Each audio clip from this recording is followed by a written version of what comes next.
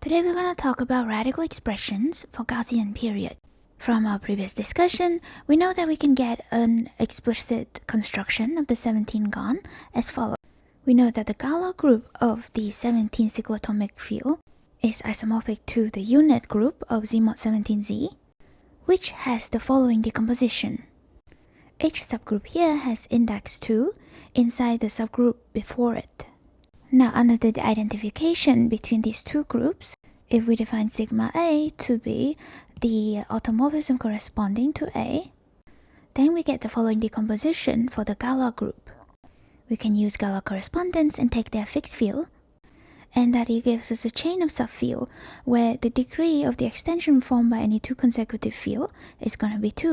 That gives a construction of the 17 Gon. Now remember that all of these fields are just generated by the periods corresponding to these groups. So to find these fields, now we want to compute this period explicitly.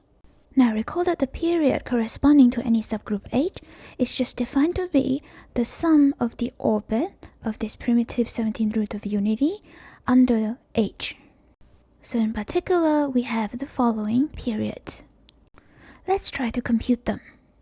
Let's first compute this 0th period. This one is easy because we know the sum of all the 17th roots of unity must be 0. So this must be minus 1. Now let's move to the next period. Here we'll introduce a trick. It's called halving the period. Let's look at the following magic first and then try to explain it. If we define beta g1 this way, then alpha g1 plus beta g1 is just gonna be equals to this, and that's minus 1. And then it will turn out that their product is nice also. It's gonna be equal to minus 4. In particular, that means that they must be root of this quadratic equation, so we can solve for them explicitly. So how did that happen? And how can we generalize this to find other periods? Why did their sum and product turn out so nice? Was that just a coincidence? Well, of course it's not a coincidence. Let's see what's special about our construction of beta.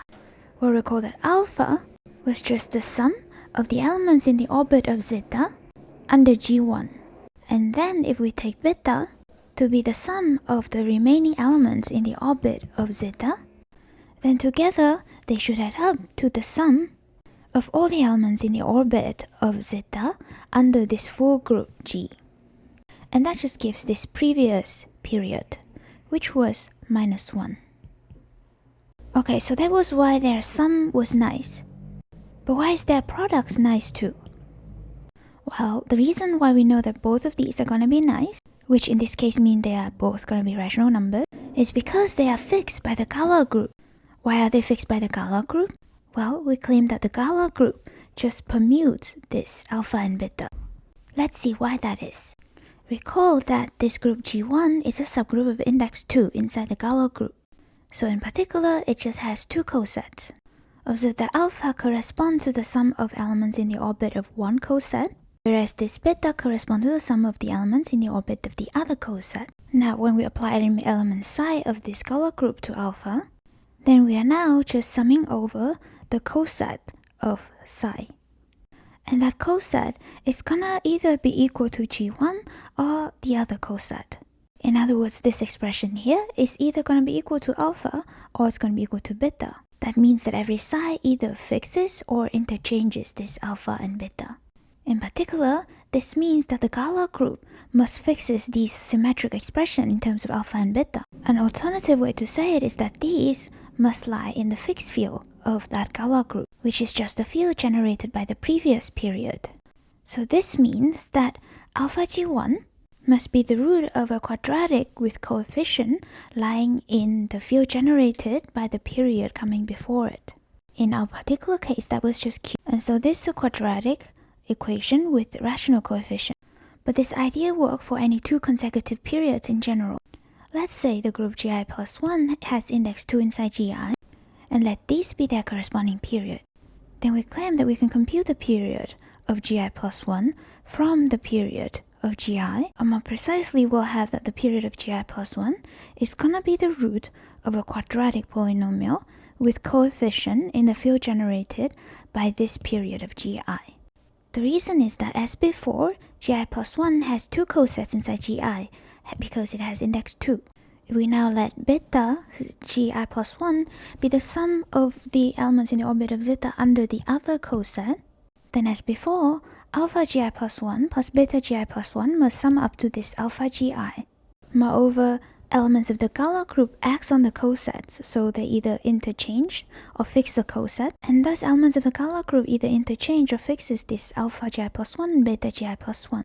Thus, in particular, this Galois group Gi must fix this symmetric expression in this alpha Gi plus 1 and beta Gi plus 1. This means that they must lie in the fixed field of Gi, which is just generated by this period corresponding to Gi.